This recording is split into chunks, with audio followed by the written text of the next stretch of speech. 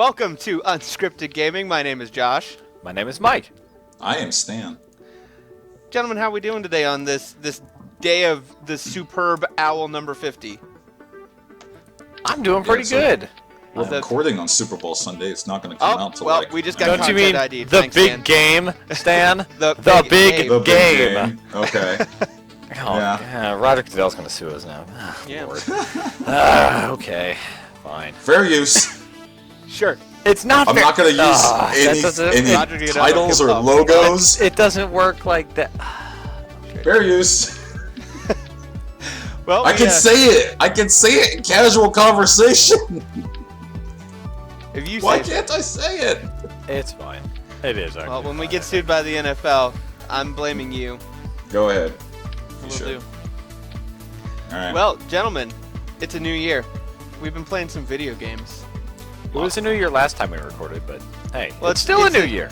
It's still a new year, and we've been playing lots of new video games. All of us have been playing 2016 hot releases. Hot titles. Hot, Hot titles for. one of the games Stan's been playing isn't a 2016 release, but hey, whatever. We'll forgive him because Mike and I pressured him into playing it. Want to go in order of who's playing what? Yeah, Stan, why don't you talk about what you're playing right now? Right now, I'm playing technically three different games. I backburnered Symphony of the Night right now because I'm gonna beat Undertale probably today. I started playing that game, and from a design perspective, that game is very solid, very good game, very good RPG. Let me tell you what, it's much better than FNAF World. I watched 1.5 hours of that game getting streamed online, and that game is a joke. It's a piece. It's bad. And there are some people in the community that compare FNAF World to Undertale, and after 1 hour of playing Undertale, I have to say there's no comparison.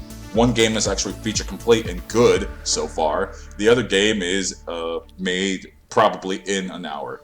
Moving on, also playing XCOM 2. Beautiful game. It's got issues. It's poorly optimized. I have a pretty solid mid-grade gaming PC, and the game chugs at times when it shouldn't chug. Like, basically when you're in the base, it chugs. I don't get it. Everyone online is acknowledging the same thing, even on heavy, dense rigs.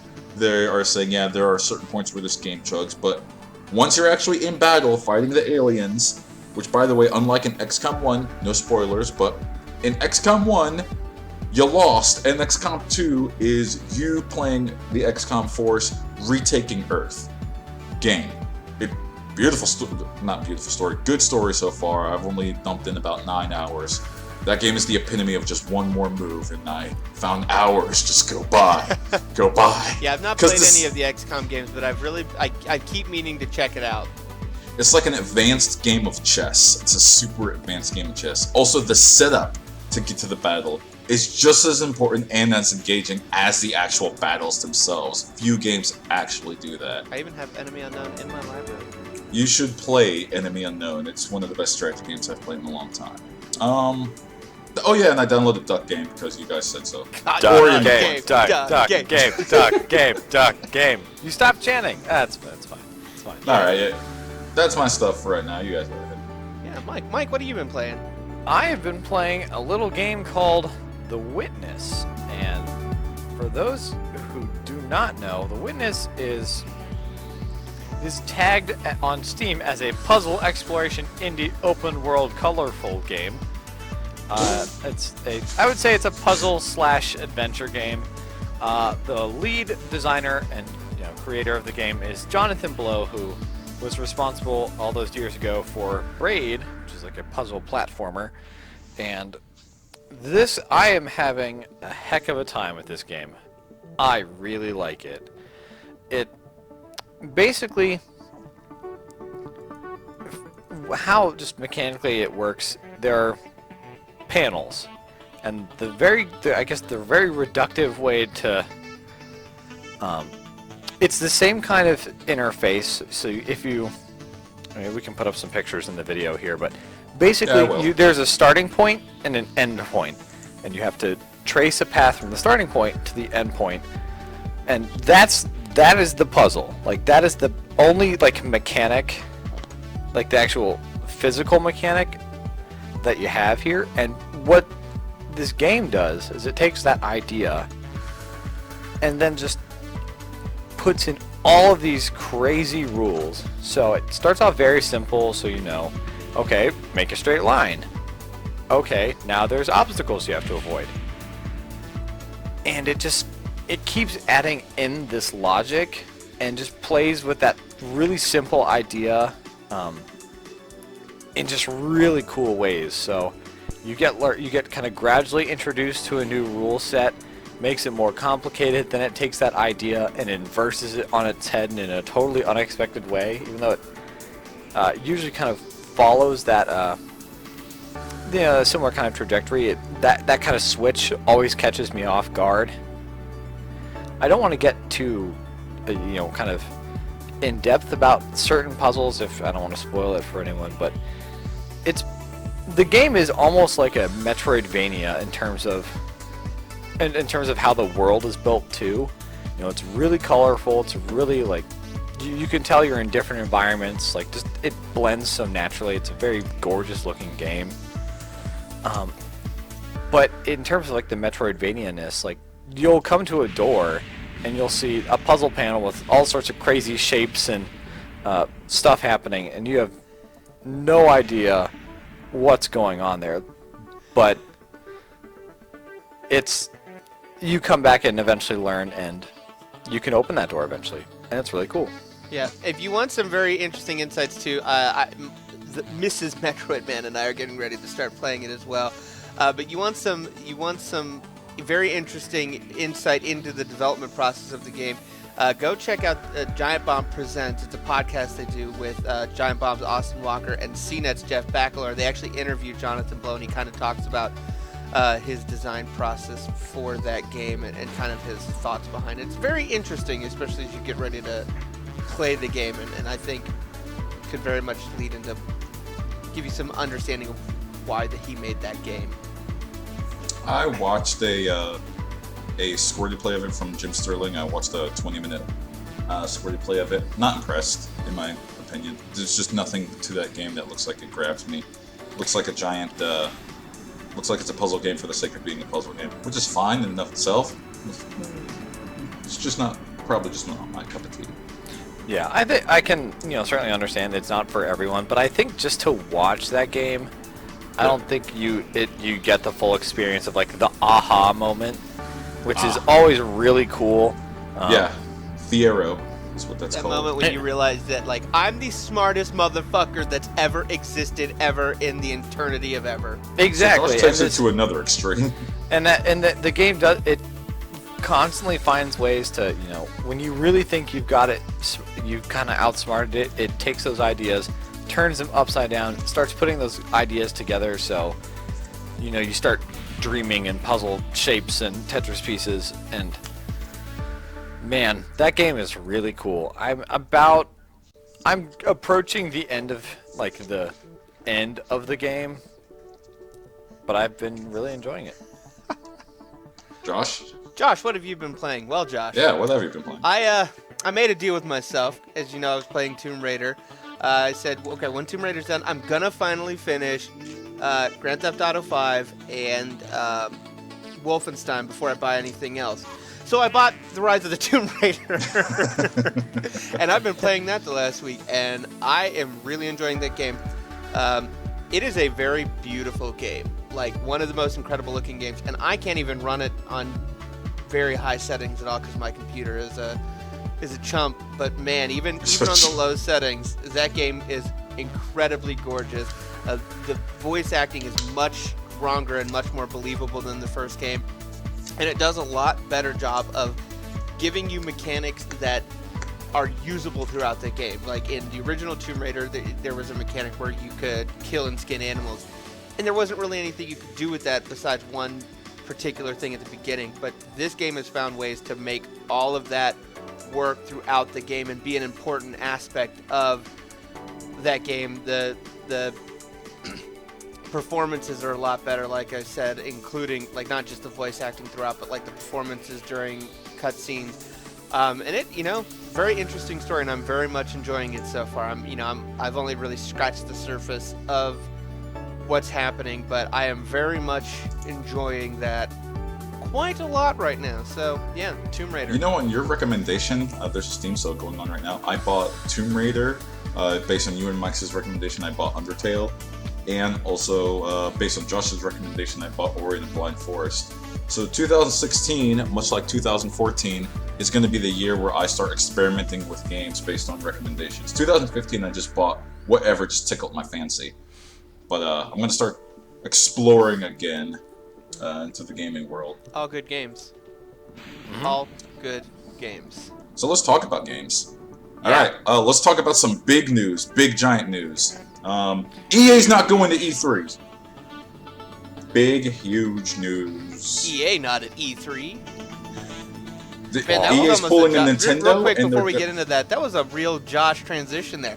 Speaking of games, E3. EA. See, but mine actually works. Yours are just so coarse and horrible. As Mine the neutral worked, party goddammit. here, it was okay, Stan. It was better than Josh's. Speaking of the lunar rotation, did you guys hear that Mario Maker's a game?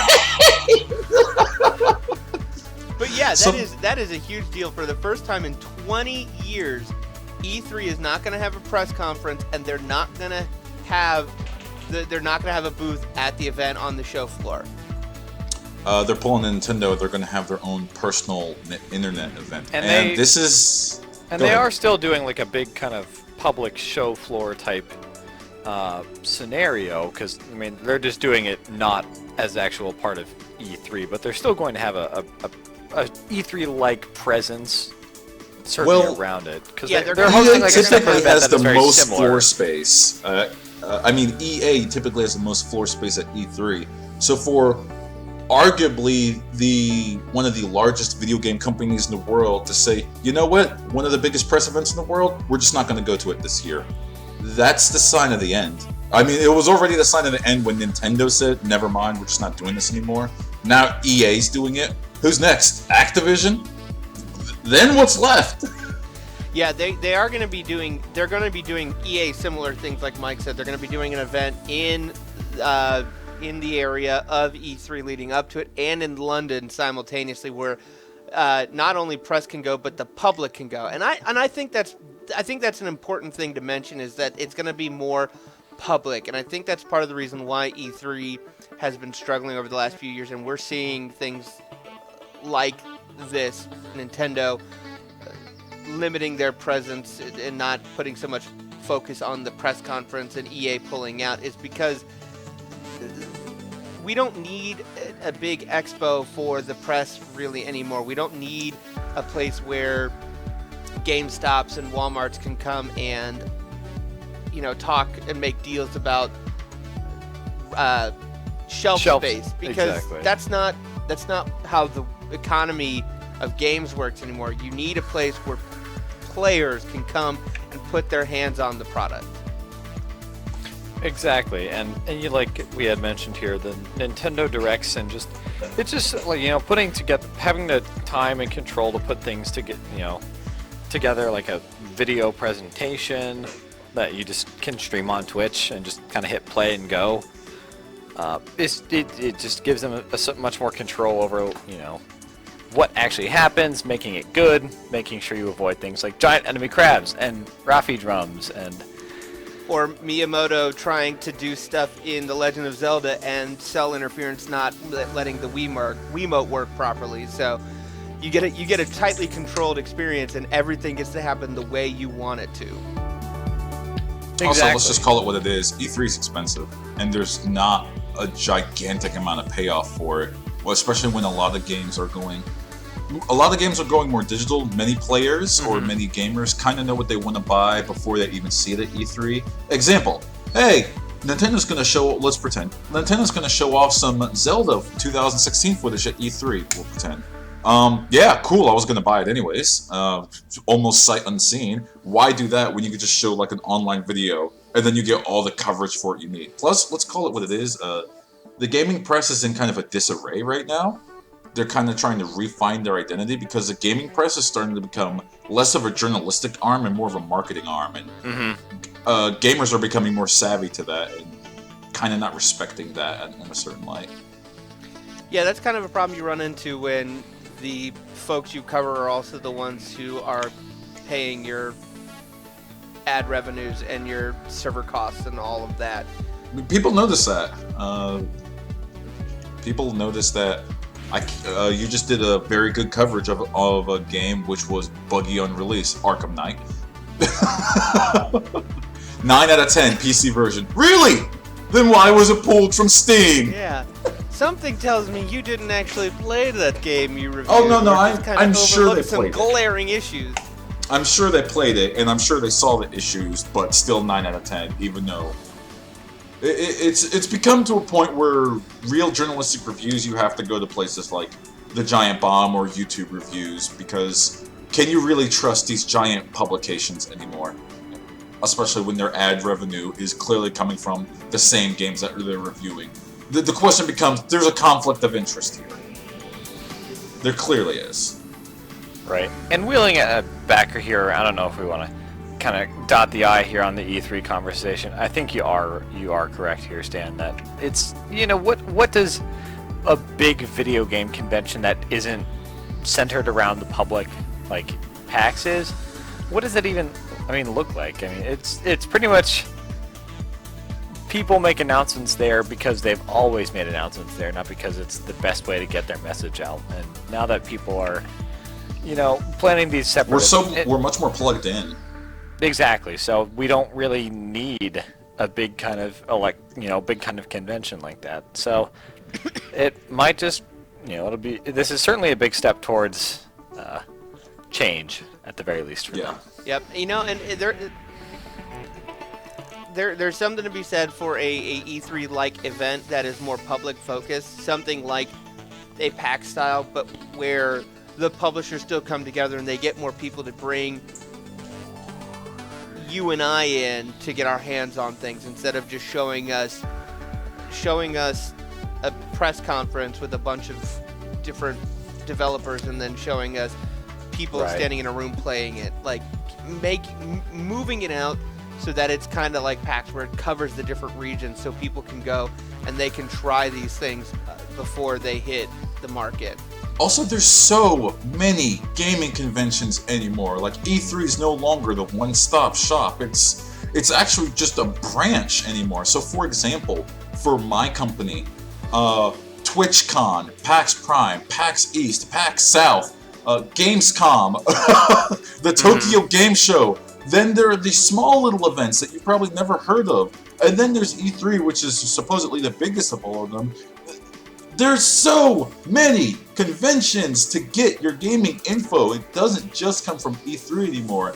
Companies are now having to look at their budgets and say, let's pretend we can only do 2. Which 2 are we going to do? And E3 is starting to get lower and lower on the list.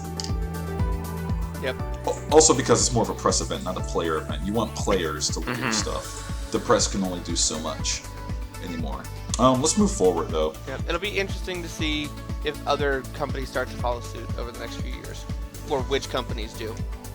This one, I added in, and there's a couple different fans in this channel that Josh and me. I don't know about Mike, but the remake of Final Fantasy VII got some interesting news a couple weeks ago. So the remake of Final Fantasy VII doesn't have a release date, because of course it doesn't, but it is being told that it's going to be split into 3 separate released games, not just one big game. I am just going to state for the record here, I do not care about Final Fantasy in any way at all, and probably never will, so go at it! That's a shame. That's a shame. Some of them are really good games, if you ever get the chance. Someday. Josh, your thoughts. I got many thoughts on this. It's a bold move, Chuck. I'm very indecisive, and I think I talked about this briefly at one point in time, but having thought about it a lot more, I both hate it and love it. For a lot of different reasons. There's a part of me that loves it because I think it's what needs to be done for a game of that scale to make sure that it gets made properly, that they don't cut as many corners. But there's also the part of me that thinks that, we could get a part of it and never see the rest of it. Yeah.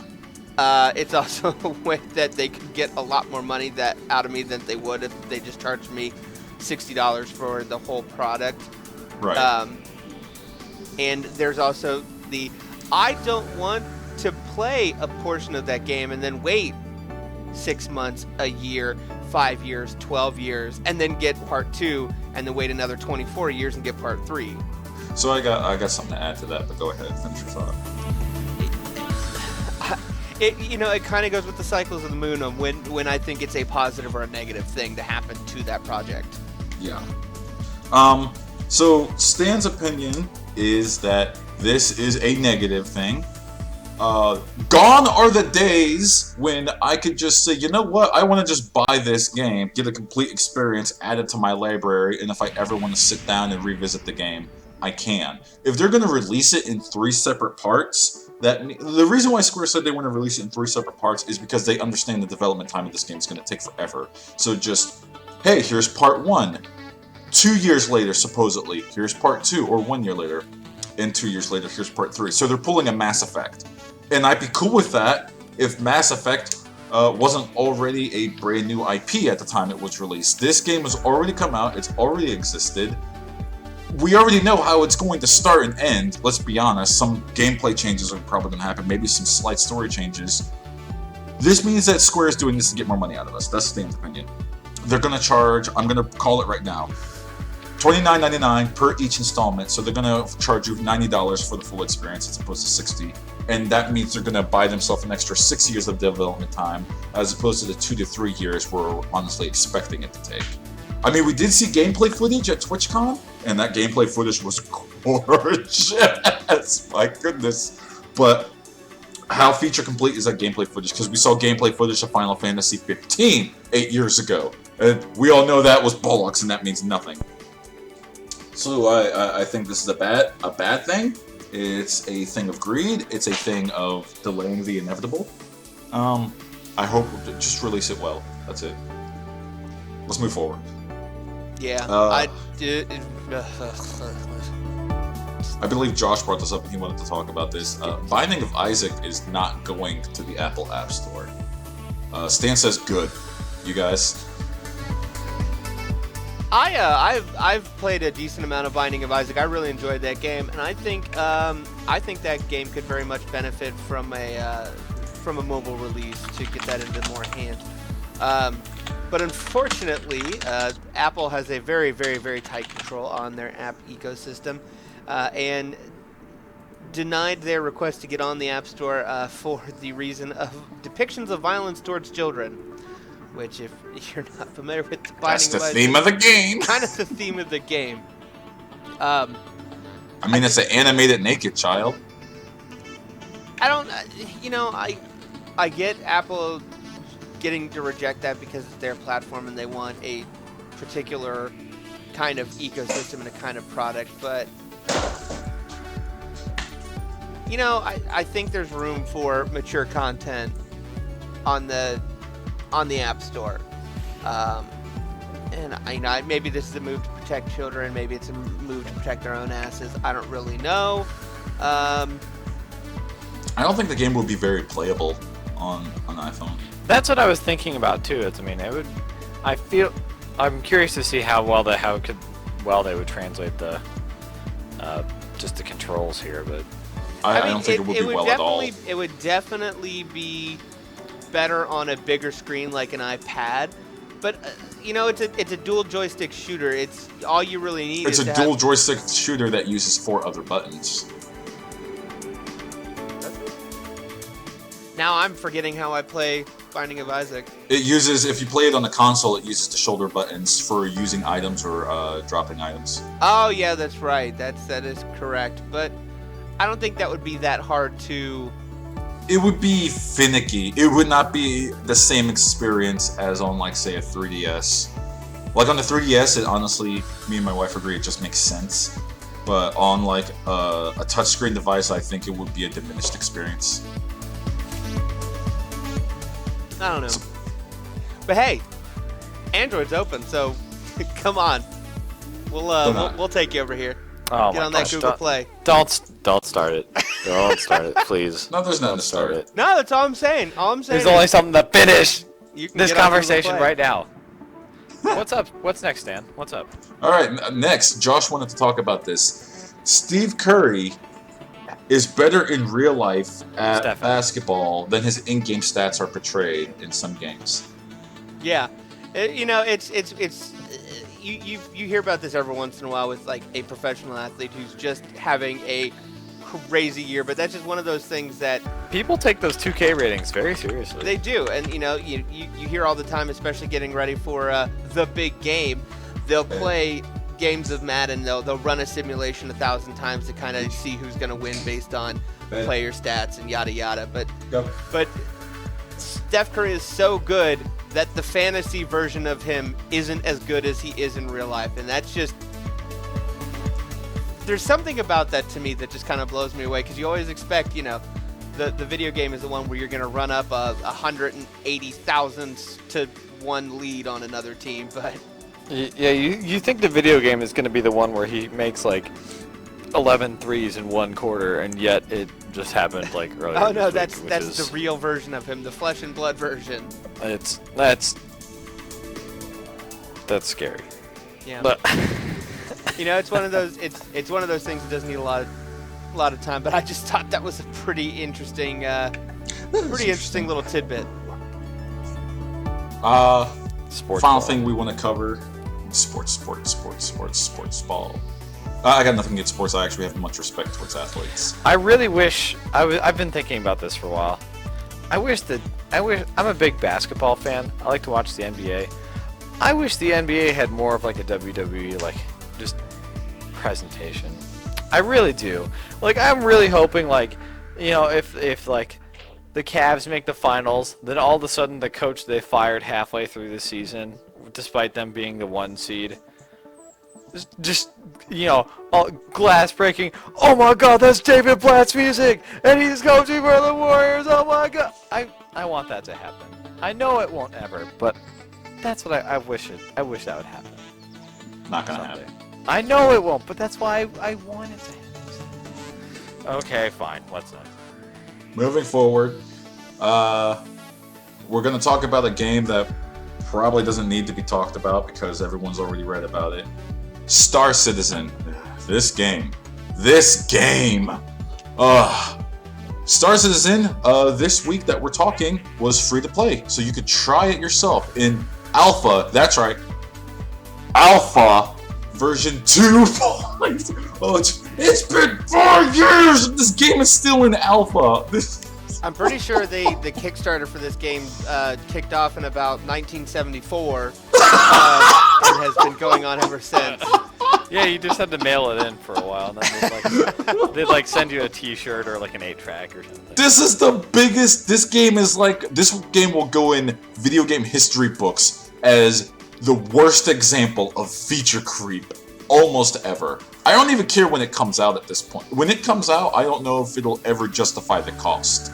This game so far has been crowdfunder and I think publisher funder to the tune of over $100 million. People are still giving them money. Like, people will buy $100, $1,000 ships for the game eventually. Like, they'll say, this is a ship that we're gonna have in the game. You put down one day a $100 pre-order, you'll get this ship when this game comes out. Here's the very, very sad thing. I almost guarantee it. There have been people that have put money to this game and have died before the game has come out. And not through any circumstance of that did make me sad. You're right. not through any circumstance of, they died within like this year, 6 months, they got into a car wreck. No. They donated money 3 years ago and have seen nothing from it, and then something happened and they passed away. I'm using that as an example of this game's taking forever for one of the most crowdfunded games ever, and it's still not out. Well, it's part of it is, I mean, obviously it's going to take a while to add to it and things like that. And at the end of the day, it's like a project management type of thing. No matter how much money you have, like 9 women can't have a baby in a month. Like, make a baby happen in a month. Like, it doesn't work Right. like that. So it's gonna take time. There's a But the point where feature you creep have is not helping. There's a point where you have to release the game and then add to it later. And the same thing happened. You know, I've heard stories about kind of another example, like Duke Nukem Forever. The designer exactly of that it. game Duke would Nukem took constantly see another game, hear about an idea, look at something, and say, "Our game needs that," and they would scrap everything so that they could add that feature in after he saw it in something else. At some point, you just need to make the game you want to make. Stop looking at other projects. Stop bringing in money, and just make it. This is the crowdfunded game that had a convention called CitizenCon specifically to to remind their fans they're still making the game and to get more money for the game. How dense can you be? You here's the sad thing about Did people CitizenCon. come? You know where the Did money people show up? People showed up. Wow. Here's the sad thing about CitizenCon. The money needed to make that event was from the crowdfunding meant to make the game! Stop it! But hey, Chris Roberts came out and answered some fan questions in a video recently, so you know. I In also a new am Kickstarter to fund the making of documentary of. Stop it. Hey. Oh, you know I what? think that's a thing. At least they're working on it. I will. Here's the silver lining. At least they didn't just take that money and run. They're actually working on it. So There you know. is. There's a hidden story I wanted to cover. My final thoughts on Star Citizen. Final thought. This is my final thoughts. Everyone gets final thoughts. It's not coming out till 2020. There, my final thoughts. As in, we're never talking about Star Citizen again?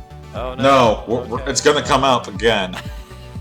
Don't you worry. This I'm is just worried Kickstarter about related. you losing that passion you have for it. I know you've been really looking forward to this, Stan. I bought Elite Dangerous instead. F the haters. Hey, Elite Dangerous is out.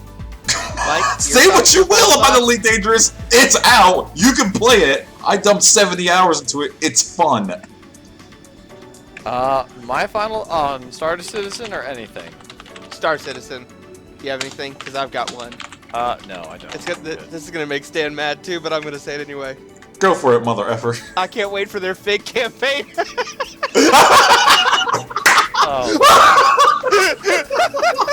Before they finish the game, they start their own fig. Hit him with the buzzwords. Not only can you buy a ship, but now you can invest every $1,000 destroyers. You can now invest in Star Citizen. You know what? That's the next step. Wouldn't put it past them. I'm not even kidding. Wouldn't put it past them. You know, I thought a Tim Schafer game was going to be a hard pitch for an investor, but oh well, we've already have $100 million. This game's never going to come out, but people 2020. Give us, like, That's when I thousands predict of it'll come out. for ships now. It's not the worst business model. Josh, I know Josh is like very ambivalent towards crowdfunding. I will say this is the perfect example of why everyone should feel not ambivalent, apathetic. This is the perfect reason why everyone should feel apathetic towards crowdfunding a little bit. By crowdfunding? No, he's not happy about it. He actually just doesn't care, and I totally get it, because Star Citizen is the perfect example of, look at how much money this game has. When's it coming out? I have no idea. This game has more money than some movies that came out this year. Eventually. One day. Speaking of crowdfunding and apatheticness and just getting effed over, you guys heard of this game called Ant Simulator? This will be our last story we go out on. It's another crowdfunding story. I did. Ant Simulator. No, I've never heard of it. Josh, buckle in. Buckle Click, in. click. You are in for a treat. Ant Simulator is a successful crowdfunding game that now is canceled because, according to the lead designer, his friends, which are listed as consultants for the game, and I quote, spent all the money on booze and hookers, and now the game is canceled. 2016 is off to a great start. Oh man, this is incredible. Oh man. Wow. People that have paid. Does that actually happen to people? Man, I feel bad for that guy because his like friends are like, oh yeah, we're gonna make a game. It's gonna be really cool. the story behind this is the game Josh was has just gone dead. Like he's just. Yeah, he's. I think you killed him. I'm reading the story right now with bated breath. and I just feeling the Schadenfreude. Wow. Okay, guys, if we So here's the kickstarted a story. game, who's gonna be the one who's gonna who's gonna spend the money? Who's stealing the money? Oh, obviously, Mike. What? Okay, I disagree with that. So the game was created as a kind of a personal, here's how to help build your own video game, but also it's an ant simulator type of game. The Kickstarter was only $5,000. It was the main dev, Eric, I'm going to pronounce his last name wrong, Terashinki, I'm sorry if I pronounced that wrong. He earned, while making the game, his friends who are listed legally as consultants, which means he can't sue them because they didn't have anything to do with the development of the game, spent the money on quote-unquote business meetings at bars and strip clubs. And now the game project is out of money. They have to shut down the business. Eric says he wants to continue making the game, but he doesn't think it's going to come out. He has apologized to all of the backers. I'm sorry. I'm so sorry. I feel so bad for this person because he legitimately wants to make this game, but he made friends with just the wrong people, assholes. I guess. Yeah, and I feel like a lot of times, I have a Kickstarter opinion. I feel like, I'm always seeing headlines about, oh, dumb Kickstarter project was actually secretly funding Super Hitler or something like that. But I feel like that's a minority of the Kickstarter projects. I feel like there are a lot of cool, creative people out there who are. No, you're actually incorrect. The majority of Kickstarter projects fall on their face. You only hear about the good ones because they're typically so good. That's but here, really here's my and my thing with that is, and granted, I have not personally backed any Kickstarter I've backed 3 of them. campaigns because I have more sense than money. But Oof. Okay, so, how many Steam games do you have? Anyway, Whoa! but that's the thing that happens in business. More products and projects and businesses get canceled than are successful, and that's just the way that it. That's the kind of upstart nature of Kickstarter. Yeah, that's hence just, the that's Kickstarter thing that's nature. gonna happen. And you know what? Part of the risk of offloading risk to the consumers is that not everything's going to come to fruition, and it's going to take the consumer being more savvy and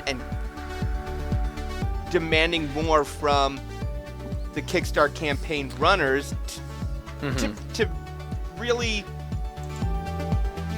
find those projects that are going to come to fruition. I think that's something that there's. You're not buying a product. You're not buying a pre-order. You are putting money into a project that you believe in. You're investing into an idea. You're donating. It's not even an investment. Yeah. You're donating. You're making a donation into a product you hope to see come out someday, and maybe you'll get some return on that in the form of getting that thing, and you may not. So here's the thing: if you are a gamer and you want to invest in any crowdfunding project, and I say this, and you should probably take it very seriously. Only invest in projects that will succeed. Like, if the person lays out a plan of, here's how we're going to make this game. Here's what the name of the game is going to be. Hey, we have a working alpha build of the game, and here's what it looks like. The only people that get away with a non-working alpha build are people that have, I would say, 20 years experience, honestly. Would you guys agree? Like, Keiji Inafune, even he's effing it up. Hey, Star Citizen had all that stuff. Star Citizen, you're right. But did Star Citizen have a defined plan? They did, and then they got all this money, and they said, well, we should add more stuff to it. Plan. That's the problem with people going ham and overfunding projects too. Is then they get all this money and they're like, well, shit, we got all this money. People expect this out of us. We should probably make it worth their while, make it worth their donation, and add stuff to it. We've got all this money to play with. And I think part of it is, I mean, this is I haven't contributed. I haven't run a Kickstarter. I think part of it is kind of the stretch goals are stretch goal hype. It's people. Oh, if I get if we drive the stretch goal up, we can get this feature. We can get this feature. And I think sometimes, not to assume here, but I think some developers might get caught up in the we just raised X money above our like hitting all of our stretch goals, before realizing that we should have maybe checked the feasibility of some of these stretch goals and features that we had talked about implementing based on the reception. Now we're on the hook for that. And what I'm really curious to see here in general is, what does Kickstarter look like 5-10 years from now? Not I mean, fair. are we going to still have these kinds of? I mean, in terms of Ant Simulator, it's unfortunate to see something that got so well funded and was coming along, something like this happen. It had a reasonable goal too, only $5,000. Yeah, it wasn't even like a really sketchy looking project that you just he was open and communicative about the whole thing, so it's You're gonna have those one-offs where people are just a-holes about it. exactly. Yeah, and you hear stories of people in the Valley and other business owners who will take VC money and they'll take their business investments in their projects, ideas, companies, who also do shitty things like blowing it like that. So it's not unheard of. It is a growing business. It's a growing model. It's something that they're trying to figure out how it's going to work and how it's going to look over the next years. So I don't know. It'll be interesting to watch. Is there anything else we want to touch on I think today, fellas? Do we have any listener queries? I don't think we do, unfortunately. No, we don't. So you I should send typically us some. answer them in Skype.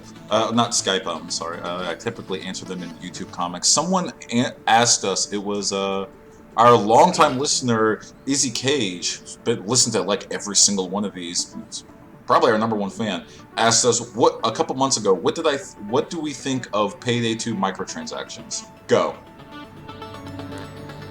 Heavy-handed, implemented in a crappy way, but not the worst thing in the world. Yeah. I also just don't have a passion for that game at all anymore. Partially in response, not particularly in response to the microtransactions, but just I didn't know what it was. It was watching Giant Bomb look at the console version of Payday 2 and realize how fucked so many parts of that game are. Just like, oh, this interface, these levels, I have to there's all that. It's just like, I'm just tired of this. So I agree with Josh. But it's also just, We should get on. no, don't make me do it. I won't do it. Yeah, it was not good. Alright, so that's Yeah. about it for this The week. end. I would say to everybody out there, thanks for listening. Subscribe to our channel. Like us on Facebook at Unscripted Gaming, and follow us at Twitter at unscript_gaming. But I think that'll do it for us today. So thank you for listening. I've been Josh. I have been Mike and will always be Mike. And I'm Stan. Peace. Play good games.